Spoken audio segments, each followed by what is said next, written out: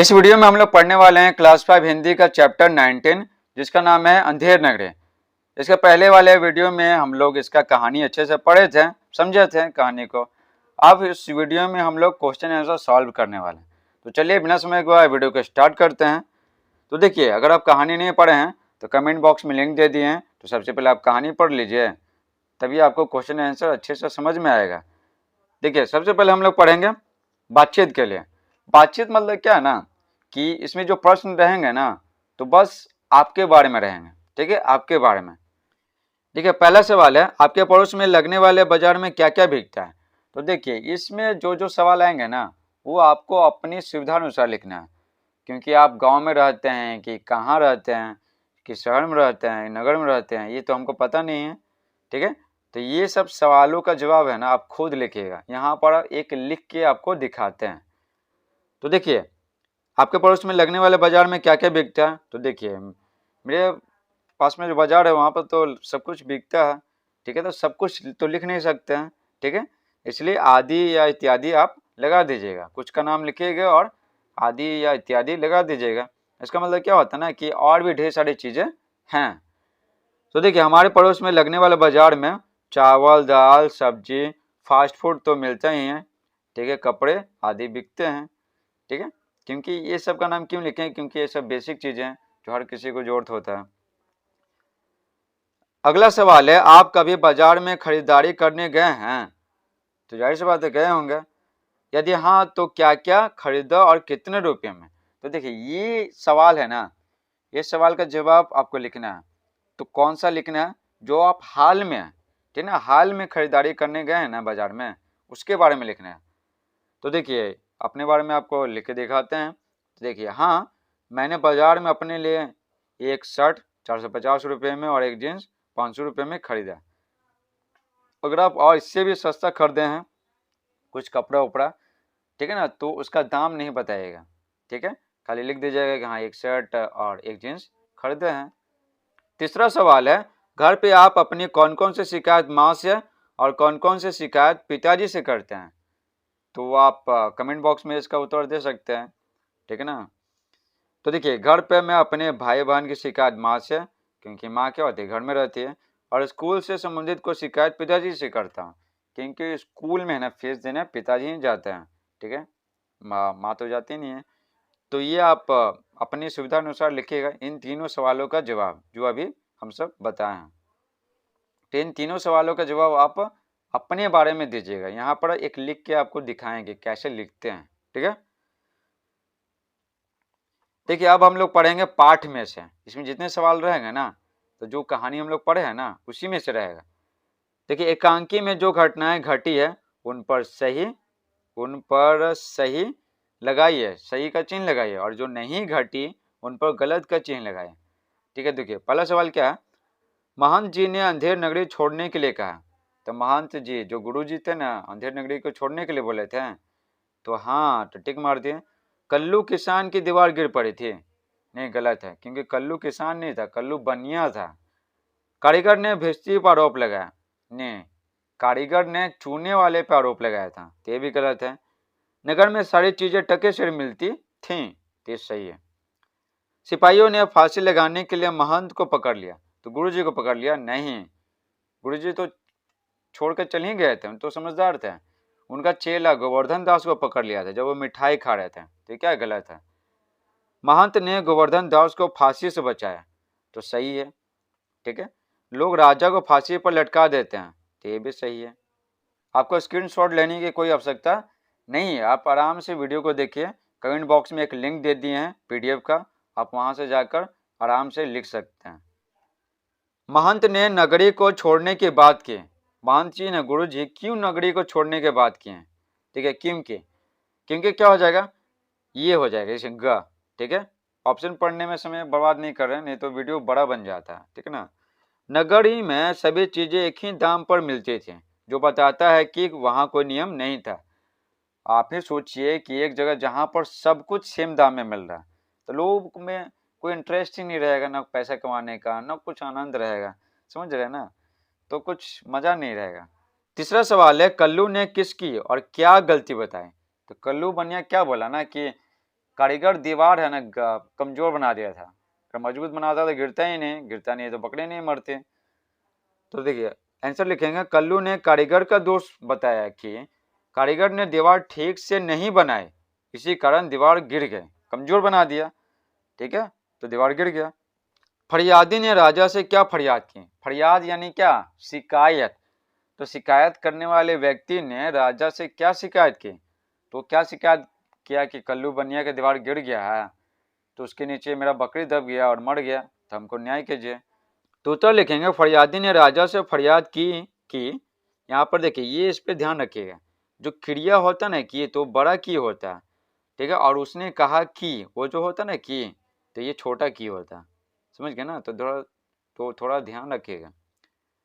फरियादी ने राजा से फरियाद की कि कल्लू बनिए की दीवार गिर पड़े, सो मेरी बकरी उसके नीचे दबकर मर गई, इसलिए न्याय कीजिए। पांचवा सवाल है, राजा ने कोतवाल को फांसी की सजा क्यों सुनाई? तो देखिए अंत में क्या होता, अंत में कोतवाल है ना, ठीक है, अपनी गलती है ना वो किसी दूसरे पर नहीं मरता है, ठीक है, तो अंत में इसी को बकरी के मरने का दोषी ठहराया जाता है, तो इसलिए राजा बोलते हैं कि ठीक है इसको फांसी दो। तो उत्तर होगा, कोतवाल की सवारी आने से हुई भीड़ भाड़ के कारण गडेरिया छोटी बड़ी भीड़ का ख्याल ही नहीं कर पाया, ठीक है, इसलिए दोषी मानकर राजा ने कोतवाल को फांसी की सजा सुनाई। ठीक है, छठा सवाल है, राजा ने स्वयं फांसी पर चढ़ने के लिए क्यों कहा? तो देखिए राजा क्यों बोलेंगे, क्योंकि जब महंत जी बोले ना कि इतना शुभ घड़ी है ना, जो फांसी पर चढ़ेगा वो सीधा स्वर्ग जाएगा, तो राजा को लगा ओह स्वर्ग जाएंगे, वहां पर कोई समस्या ही नहीं रहेगा, ठीक है, तो इसलिए वो फांसी पर चढ़ गए।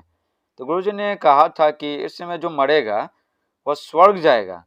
राजा ने स्वर्ग जाने की लालसा से स्वयं फांसी पर चढ़ने के लिए कहा, उनमें लालच आ गया कि चलो स्वर्ग जाएंगे, ठीक है, कोई समस्या नहीं होगा, आराम से जिंदगी जिएंगे, इसलिए राजा फांसी पर चढ़ गए। अब देखिए समझ की बात, अंधेर नगरी में सभी ने नुकसान का कारण दूसरे को ही क्यों बताया? क्यों बताया? क्योंकि राजा बेवकूफ थे, एक नंबर के मूर्ख थे, तो सोचे ना कि इल्जाम किसी दूसरे पर लगा देंगे, ठीक है, तो राजा कंफ्यूज हो जाएंगे, फिर हम सबको कुछ पैसा वैसा नहीं देना पड़ेगा, बकरी बकरी का सजा नहीं मिलेगा। तो उत्तर लिखेंगे, राजा मूर्ख था, उसमें सही निर्णय लेने की क्षमता नहीं थी, लोग उसकी इस कमजोरी को अच्छी तरह जानते थे, बिल्कुल अच्छी तरीके से, इसलिए अंधेर नगरी में सभी ने नुकसान का कारण दूसरे को ही बताया। जैसा कि कहानी का आप पढ़ें, जैसे कि आप कहानी पढ़े तो आपको मालूम पड़ ही गया होगा, कोतवाल ने इल्जाम किसी और पे नहीं लगाया, ठीक है, गलती उसी का था, तभी उसी को फांसी देने का, ठीक है ना, फांसी देने का निर्णय लिया गया। वो भी अपनी गलती है ना, ठीक है, वो भी अगर अपनी गलती वो दूसरे पर मढ़ देता है ना तो बच जाता। दूसरा सवाल है, नगर को अंधेर नगरी क्यों कहा गया? तो देखिए नगर को अंधेर नगरी कहा गया है क्योंकि नगर में सभी चीजें एक ही दाम पर मिलती थी, जो बताता है कि वहां कोई नियम नहीं था। अब हम लोग पढ़ेंगे अनुमान और कल्पना। तो देखिए राजा के फांसी चढ़ने के बाद उस नगर में क्या हुआ होगा, अनुमान कीजिए, ठीक ना, कल्पना कीजिए, सोचिए कि क्या क्या हो सकता है। तो राजा के फांसी चढ़ने के बाद उस नगर में क्या हुआ होगा? तो मेरे ख्याल से कोई समझदार व्यक्ति राजा बना होगा और फिर नगर के जो व्यवस्था है ना वो सामान्य कर दिया होगा।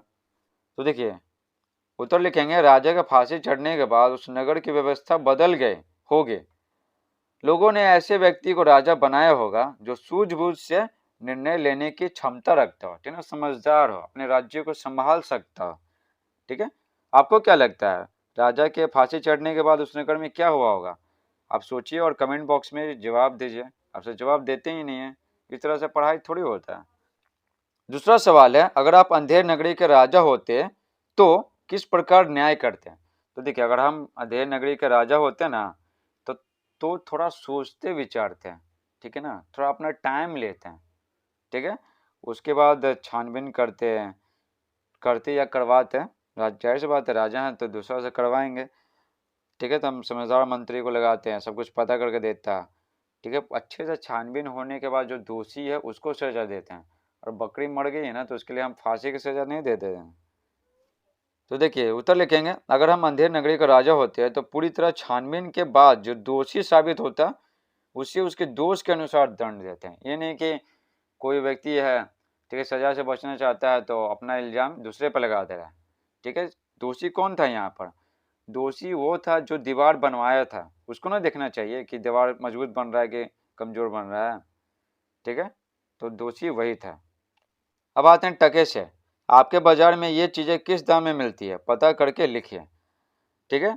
तो देखिए ये सब का दाम है ना, थोड़ा स्थान पर निर्भर करता है कि अगर आप गांव में है तो थोड़ा सा सस्ता मिल सकता है, ठीक ना।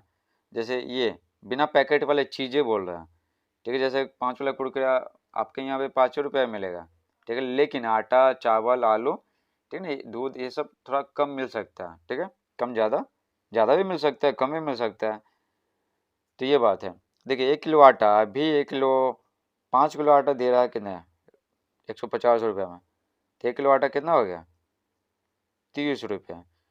क्योंकि अभी महंगा बिक रहा है। क्यों बिक रहा है? क्योंकि अभी युद्ध चल रहा है ना, ठीक है। तो रशिया यूक्रेन के बीच में जो युद्ध चल रहा है, तो रशिया है ना गेहूं का निर्यात करता था विदेशों में, ठीक है ना। तो गेहूं का कोई कमी नहीं था, लेकिन अब कमी पड़ गया है तो इसलिए महंगा हो गया, ठीक है। तो ये सब आप खुद भर लीजिएगा, ठीक है, क्योंकि हमको पता नहीं है कि आपके यहाँ किस दाम में मिल रहा है। तो एक का दाम आपको बता दिए, आप अपने घर वाले से पूछ करके इसको भर लीजिएगा। अब हम लोग पढ़ेंगे हाट बाजार। हाट में क्या होता है ना, मेला वेला लगता है ना, उसको बोलते हैं हाट। तो हाट बाजार पढ़ेंगे। आपके घर के आसपास लगने वाले बाजार में क्या क्या बिकता है, तालिका में लिखिए।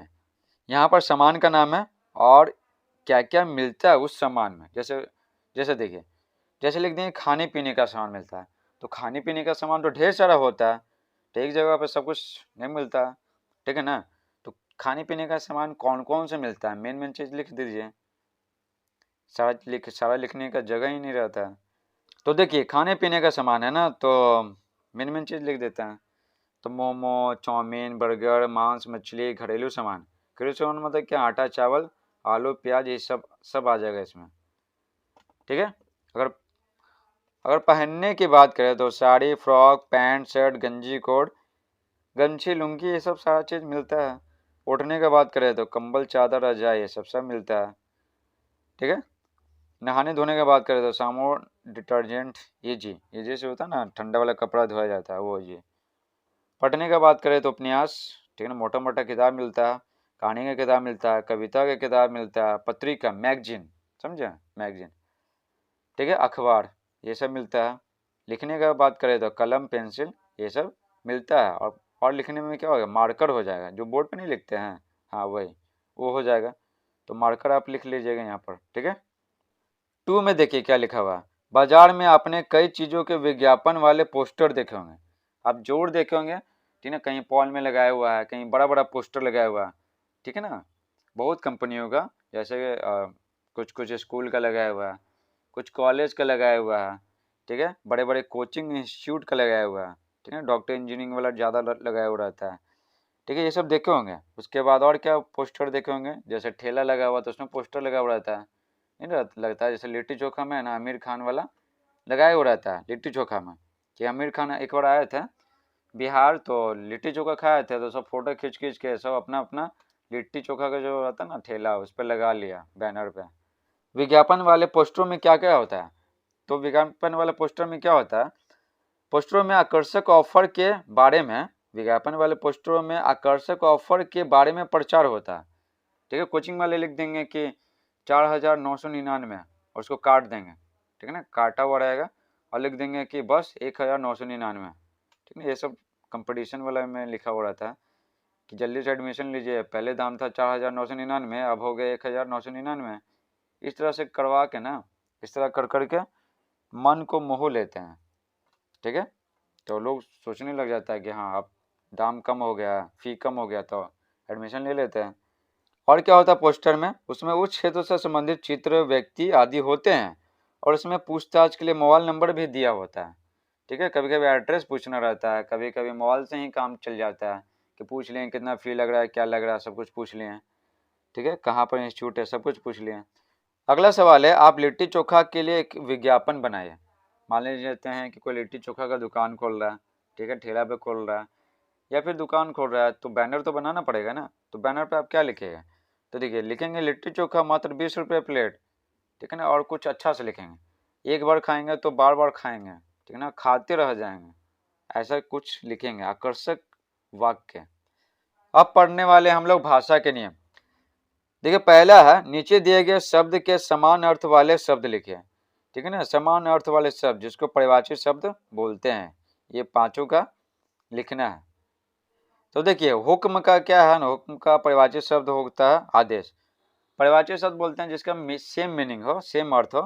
सजा मतलब दंड लिख सकते हैं, जरूरी मतलब आवश्यक, दुबला यानी कमजोर, परमेश्वर, ठीक है ना, परमेश्वर, इसको तोड़ेंगे तो पहले बनेगा परम प्लस ईश्वर, तो लिख सकते हैं भगवान, ठीक है, अल्लाह भी लिख सकते हैं। अब पढ़ेंगे क्या क्या लिखा हुआ है 2 में, कसूर के आगे बे जोड़कर बेकसूर शब्द बना है। बे मीन्स क्या होता है, नहीं, बेकसूर का मतलब क्या हो गया, जिसका कोई कसूर नहीं है, तो बे मीन्स होता नहीं।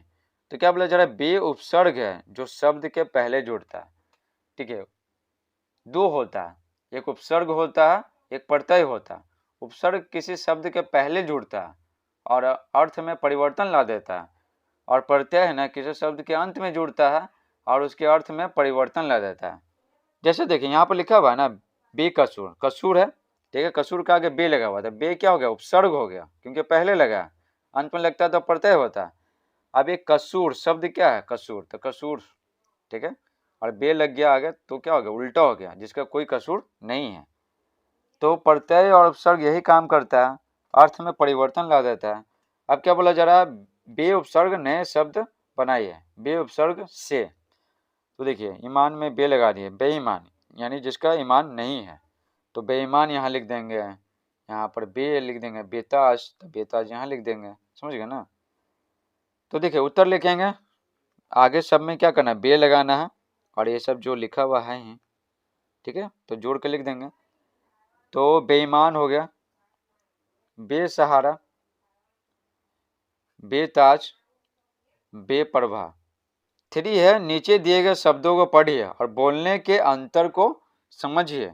नीचे दिए गए शब्दों को पढ़िए और बोलने के अंतर को समझिए। तो देखिए इसको तोड़ करके ये लिखा गया, इसको तोड़ करके ये लिखा गया, इसी तरह बाकी भी। तो देखिए ये पढ़ना है तो आपको रुकना पड़ेगा, यानी कि दीवार पढ़ लें, इसको दीवार पढ़ेंगे, और इसको पढ़ने के लिए ना आपको रुकना पड़ेगा। कैसे पढ़ेंगे, दी वा र, स व र ग, ट र क, प र कान ड, समझे, इस तरह से पढ़ेंगे। इसको कैसे पढ़ेंगे, दीवार, स्वर्ग, ट्रक, प्रकांड।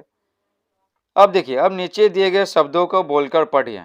तो बोलकर पढ़ना तो आसान है, हिंदी के शब्द देखिए लिखा क्या हुआ, गोवर्धन, बकरी, कारीगर, ड्रामा, वर्षा, कर्म, ट्रेन, प्रकाश, राजा, विनम्र, राष्ट्र, क्रम। ये तो आसान था पढ़ना। 4 में बोला जा रहा है नीचे दिए गए वाक्यों को पढ़िए, ठीक है, तो चलिए पढ़ते हैं। यह उसका फल है, यह उसका फल है यानी क्या, ये फल का मतलब है परिणाम, नतीजा। जैसे आप लोग अच्छे से पढ़ेंगे तो हम क्या बोलेंगे, आप अच्छे से पढ़ें तब फर्स्ट डिवीजन लाएं, अच्छा नंबर लाएं, ठीक है, तो ये आपका क्या है, ये आपका मेहनत का फल है, ठीक है, मेहनत का फल, फल यानी क्या, नतीजा। आज यही फल मिले, फल यानी क्या, जैसे बाजार में हम सोच के गए हैं ना कि आमे खरीदेंगे तो हमको फल मिल गया, तो बोले कि ये हमको फल मिल गया, तो फल का मतलब यहाँ पर क्या है, खाने वाला फल है। लेकिन ये जो फल है ना, ये जो पहला वाला यह फल, ठीक है, इसका मतलब क्या है, नतीजा या परिणाम। जैसे लिखा हुआ है ना, फल का मतलब है नतीजा या परिणाम, ये वाला फल, और ये फल का मतलब क्या है, खाने वाला फल, ठीक है, केला, अमरूद, ये सब, आम। आगे क्या लिखा हुआ, अब आप नीचे दिए वाक्यों को पढ़िए और मोटे शब्दों के मतलब लिखिए। ये जो मोटा शब्द है ना, जिसको बोलते हैं इंग्लिश में बोल्ड लेटर, ठीक है, तो इसका मतलब लिखना है, ठीक है, इसका मतलब यहाँ, इसका मतलब यहाँ। अब देखिए कजरी बोले अब मुझे सोना है, तो इसका मतलब क्या है ना, ये सोना का मतलब क्या है, आंख बंद करके सोना, ठीक है, विश्राम करना, तो यहाँ लिखेंगे विश्राम करना। तुषार ने तिजोरी में सारा सोना रख दिया, तो इस सोना का मतलब क्या है, जो महंगा धातु होता है ना सोना, हाँ वो है। नदिया के तीर सैर को चलो, तीर यानी क्या, किनार है, तीर निशाने पर लगा, तो इस तीर का मतलब क्या है, बाण, महंत ने उत्तर दिया, उत्तर दिया यानी क्या, जवाब दिया। उत्तर की तरफ देखो यानी उत्तर दिशा की तरफ देखो, ठीक है। उत्तर क्या है, दिशा। तो देखिए उत्तर साफ शब्दों में लिख दिए हैं, तो यहाँ पर आपको स्क्रीनशॉट लेने की कोई आवश्यकता नहीं है, कमेंट बॉक्स में लिंक दे दिए हैं, वहां से जाकर आप आराम से ये सबको लिख सकते हैं, ठीक है। तो सोना का मतलब क्या था, विश्राम करना, और इस सोना का मतलब क्या था, कीमती धातु। तीर मतलब किनारा, ठीक है ना, किनारे किनारे क्या चलो, सैर के चलो। और इस तीर का मतलब होता है बाण, और उत्तर का मतलब होता है जवाब, और इस उत्तर का मतलब होता है उत्तर दिशा में। पांचवा है, भेड़ बकरी आदि पशुओं को चराने वाले को गड़ेरिया कहते हैं। सही बात है। तो गड़ेरिया क्या करता है, भेड़ बकरी चराता है। मशक से पानी डालने वाले को भिश्ती कहते हैं, ठीक है। नहीं, चमड़े का थैला होता है ना मशक, तो उससे जो पानी ढोएगा उसको बोलते हैं भिश्ती। अब क्या बोला जा रहा है, बताइए इन्हें क्या कहते हैं। तो देखिए दूर की दृष्टि रखने वाले व्यक्ति को क्या कहते हैं, दूर दृष्टा कहते हैं। क्या कहते हैं, दूर दृष्टा। जो पढ़ाता है तो उसको अध्यापक कहते हैं, जो गहने बनाता है तो उसको सुनार कहते हैं, अभिनय करने वाला यानी एक्टिंग करने वाला जो लड़का है उसको अभिनेता कहते हैं, एक्टर, और अभिनय करने वाले यानी एक्टिंग करने वाले लड़के को क्या बोलते हैं, अभिनेत्री, ठीक है। इंग्लिश में क्या बोलते हैं, एक्ट्रेस।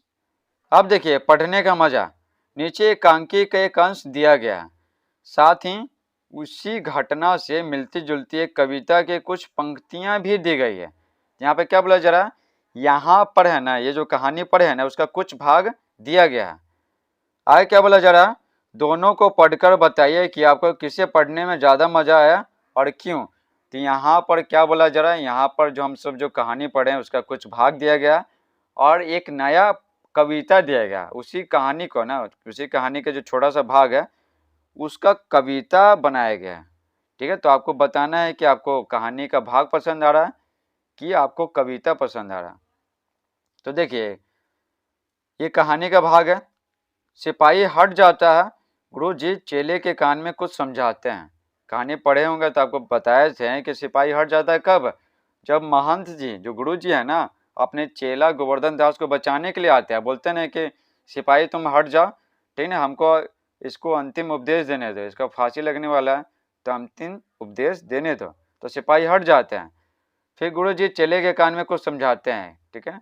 उसके बाद गुरु और चेला दोनों फांसी पर चढ़ने के लिए झगड़ने लगते हैं, ठीक है। ये इन सबका प्लान रहता है तो ना कैसे बचे, कहानी पढ़ेंगे तो आपको पता चल जाएगा।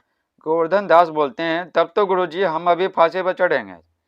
महंत बोलते नहीं बच्चा, हम बूढ़े हुए हैं, हमको चढ़ने दे, जीवन काल में मेरा कम है, तुमको चढ़ने दो, तुम अभी जवान हो। अब इसी चीज को ना कविता के रूप में बताया गया, जो अभी हम पढ़े ना छोटा सा भाग, तो उसको कविता के रूप में यहाँ पर बताया गया। देखिए क्या बोला गया, गुरु जी ने चेले को आकर बुलाया, तुरंत कान में मंत्र कुछ गुनगुनाया, झगड़ने लगे फिर गुरु और चेला, भैया उनमें धक्का बड़ा रेल पेला। गुरु ने कहा फांसी पर मैं चढ़ूंगा, कहा चेले ने फांसी पर मैं मरूंगा, ठीक है। तो देखिए ये कविता था, ठीक है, और यहाँ पर क्या था, यहाँ पर कहानी का भाग था। तो आपको ये पढ़ के मजा आया या फिर आपको ये कविता पढ़ के मजा आया, तो हमको तो कविता पढ़ के मजा आया, ठीक है, कविता, क्योंकि ये क्या है, लय रहता है, बुलाया, गुनगुनाया, चेला, रेल पेला, चढ़ूंगा, मरूंगा, तो समझे, ये पढ़ के हमको मजा आया, कविता की पंक्तियाँ। आपको कहानी का अंश पढ़ के मजा आया या कविता की पंक्तियाँ पढ़ के मजा आया, आप कमेंट बॉक्स में जरूर जवाब दें, तो आपको जो पसंद आया ना वही आप लिखिएगा। तो जरूरी नहीं है कि ये कविता के पंक्तियाँ ही लिखेगा, हमको पसंद आया तो इसलिए लिखे हैं। तो लिखेंगे कि मुझे कविता की पंक्तियाँ पढ़कर ज़्यादा मजा आया। क्यों मजा आया, क्योंकि कविता लयात्मक होती है, लय तो उसमें लय होता है, जैसे गाने में नहीं होता लय, ठीक है। जैसे कोई बोल रहा है वो आपको पसंद है कि कोई गा रहा है तो वो पसंद है, तो जैसे बात गा रहा है।